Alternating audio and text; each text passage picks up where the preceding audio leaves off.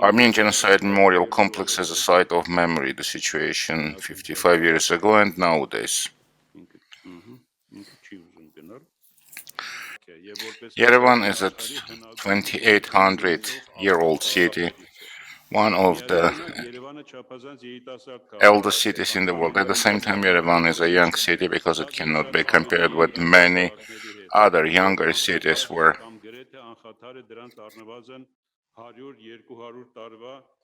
you have 100 or 200-year-old features which remain untouched. The time never stops and it always leaves its imprint on the architectural image of the city. In some places, social and political developments led to radical change of that image. In other places, to the renovation. In other places, it remains almost unchanged. I believe Yerevan is among the first category. In this case, because Yerevan is among the first group of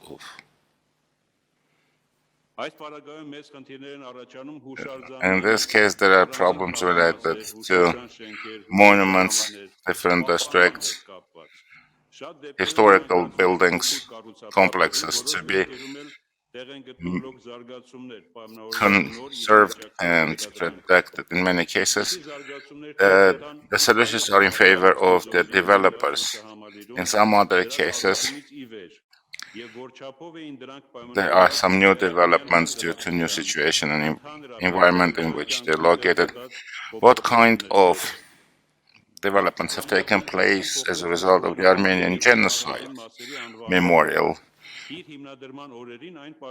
At the time when it was founded, it was called Memorial Complex. It was entitled as the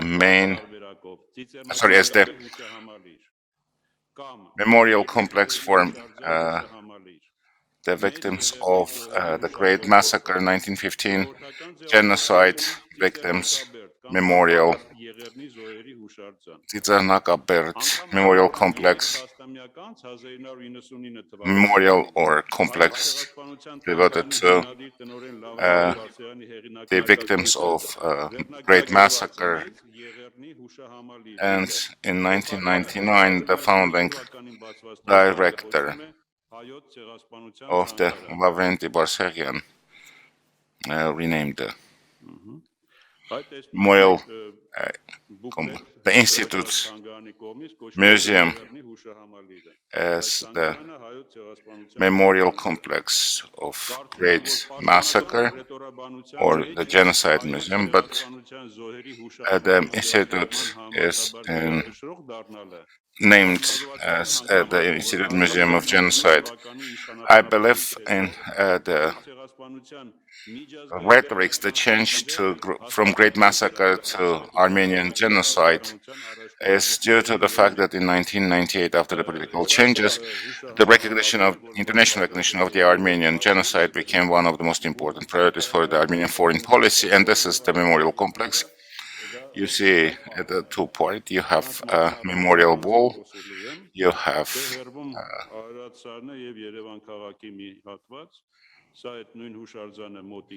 the part where there is eternal flame, the memorial hall or the complex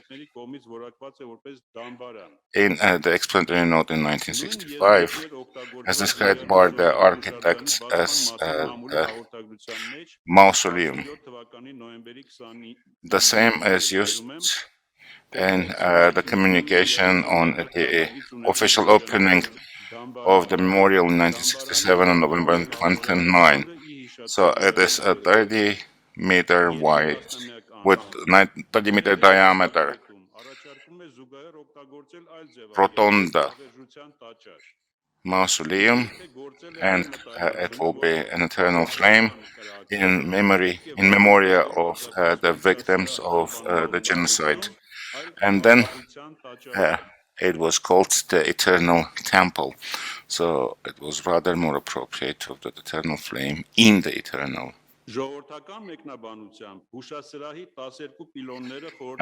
temple. The 12 pylons resemble the 12 Armenian provinces in the Ottoman Turkey. However, according to architect Sashur Charian, it was just an architectural solution.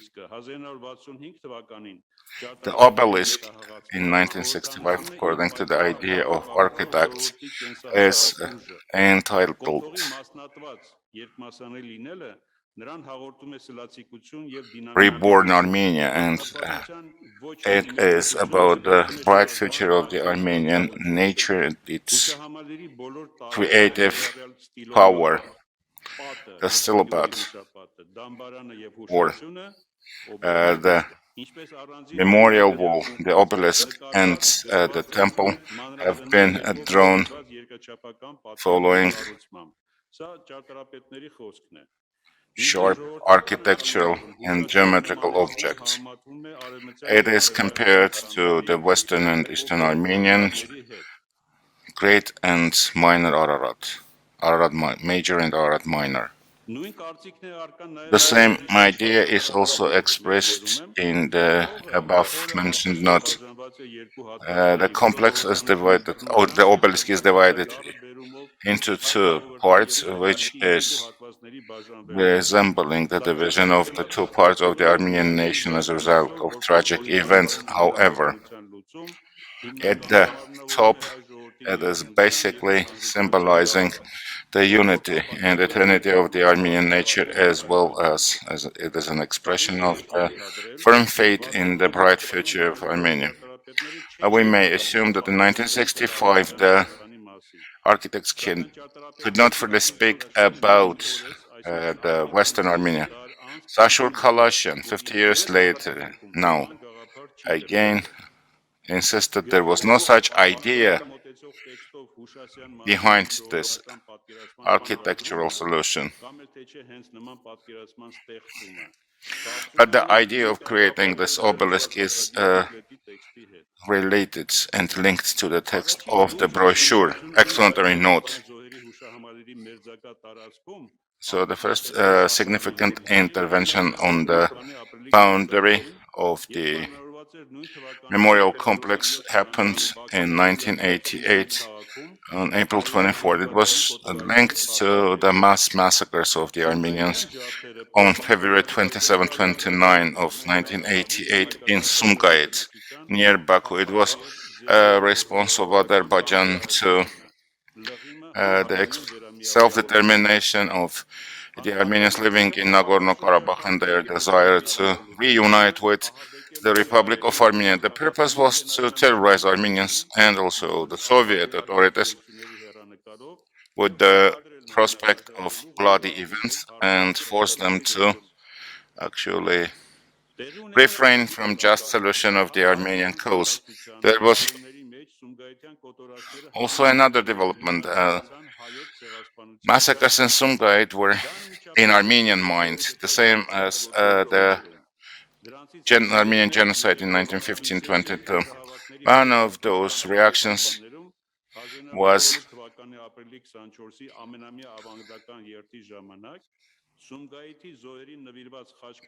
the installation of the Armenian Khachkar cross stone at the boundary of the Armenian Genocide memorial on April 1988, when there was martial law in Yerevan and all mass events were prohibited. In 1990, the municipality of Yerevan erected another cross stone devoted to the memory of those who were massacred in 1990 from January 13, 19 in Baku. And the third one was erected and devoted to the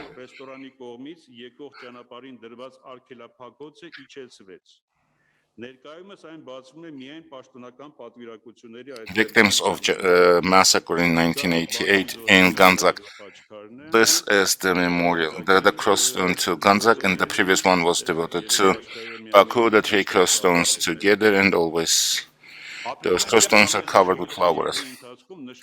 During the April Memorial March, a lot of flowers are being brought to the complex on January 20, 13, 20, and February 27 to 29. People also organize meetings and special events in memory of uh, victims of Sumgayit, Baku, and Kirovabat massacres, and calls for recognition and restitution are being heard. In 2020 and 2021, January and February, those events were attended by the top political leaders of the country. Usually the cortege of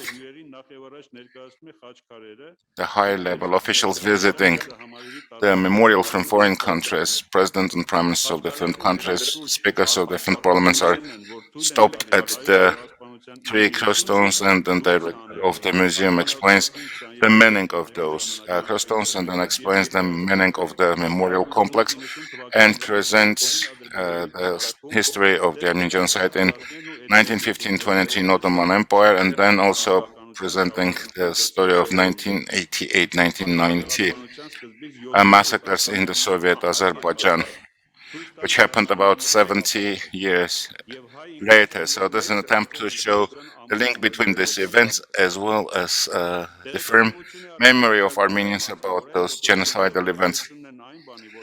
Those massacres simply witness about the fact that at the end of the 20th century, the leaders of Soviet Azerbaijan continue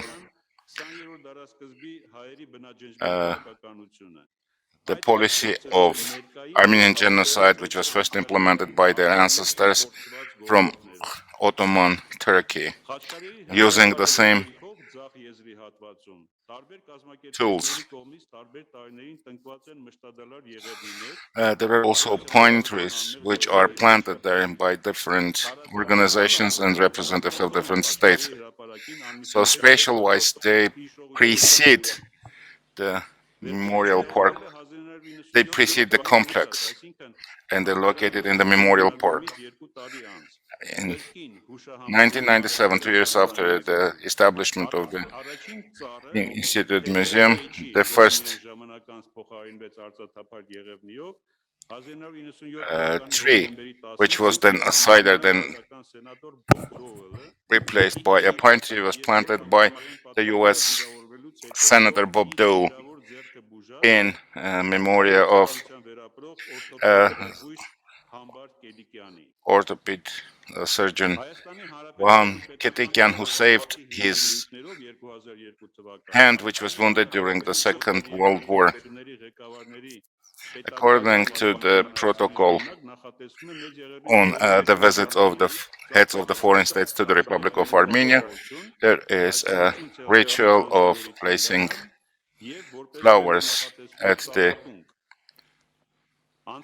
memorial complex as well as planting a tree. Until now, 41 official and non-official representatives of different states, presidents, prime ministers, speakers of the parliament, and others have planted 210 pine trees in the memorial park. Actually, we had more than 210. Unfortunately, some of the pines have not survived and they have been uprooted. So you have also plaques in Armenian and English stating who planted the tree, in what year, and what state that person represented. Those are the trees planted by high-level visitors. Why this memorial grove actually was created? In 1965, The Armenian Genocide, international recognition of the Armenian Genocide started in 1965, but it was stagnant.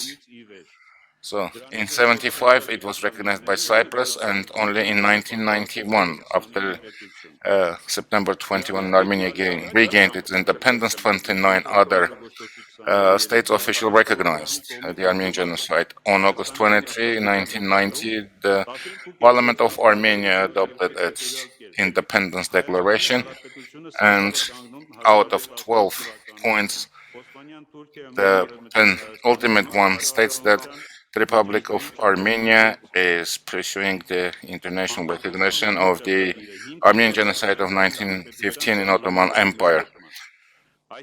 The Independence Declaration was the basis for the Constitution of Armenia. So the Armenian Genocide, in its international recognition, becomes one of the main foreign policy directions for Armenia. So it is an attempt to move the recognition of Armenian Genocide beyond the Armenian cause and make it an international issue. So, and there was an important contribution in this regard made by the Armenian Genocide Complex. So, different official delegations visit and live, but the best way of remembering the Armenian Genocide is to plant a tree, because planting a tree as a memorial, as a way of expressing empathy and sympathy, or keeping a memory of a person alive, or even overcoming death by life, is a well-known symbol. When the tree is a pine tree, then it means that it's an eternal memory. It is beyond time. So you see President Macron planting a tree, Foreign Minister of India. So the establishment of the memorial growth actually gives a new quality to the Armenian Genocide Memorial Complex, moving it to the global level. So the idea that was in Armenian mentality, that it is a global tragedy, is actually expressed also through the memorial growth. Planting of the pine trees is not one-time action, because after many years, not only public officials but also people who represent the same state, or heads of new delegations visiting the memorial grove, actually water the trees planted by their predecessors, showing that they still respect the memory of Armenian victims. Valérie Pécresse from Ile-de-France. This is Garibashvili, Prime Minister of Georgia. In our view, the memorial grove remains a powerful tool to move the Armenian genocide to the global level. Sashur Kalash, in one of his interviews, indicates that the memorial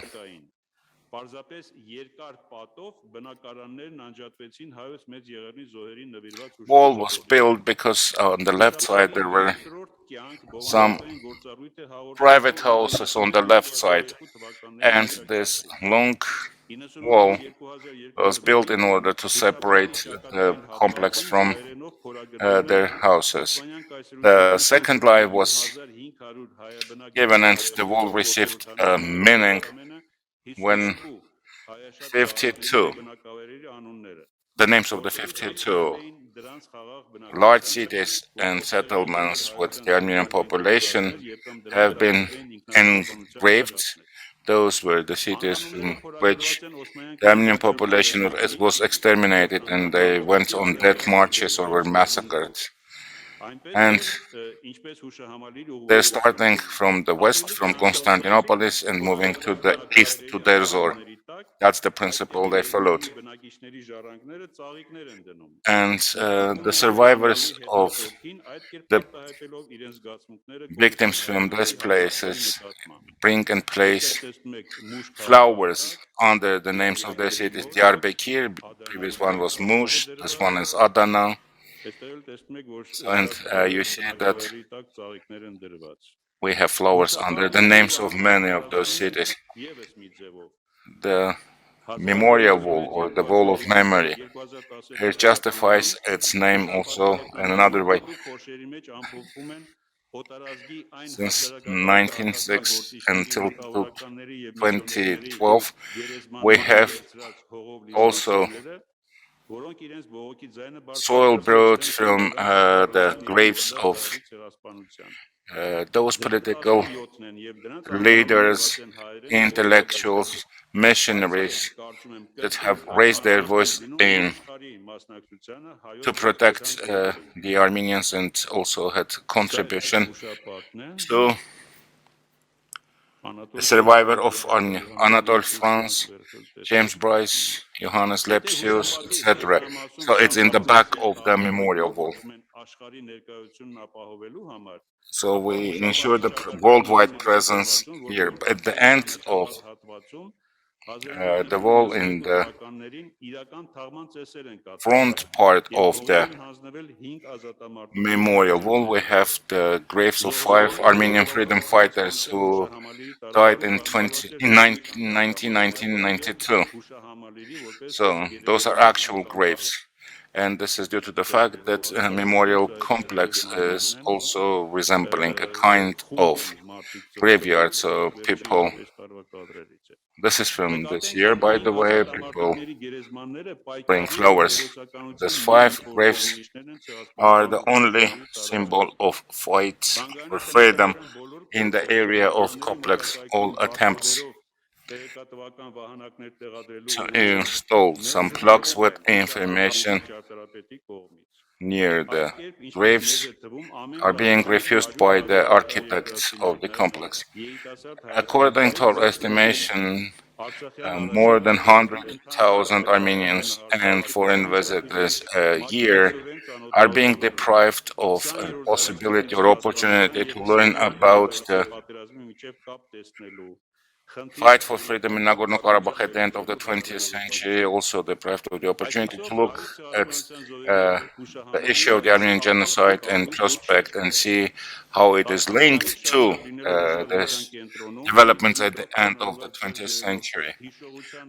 Memorial complex is not a static monument. It lives with own life, which is basically due to the fact that it is following the changes that happen, which are happening in the social and political life of the people. Very often, those developments are opposed by the architects of the complex. They use the argument that this complex was built as a monument, which excludes any possibility of additions to the existing memorial complex. I exhausted the time that I had been given, and thank you for your attention.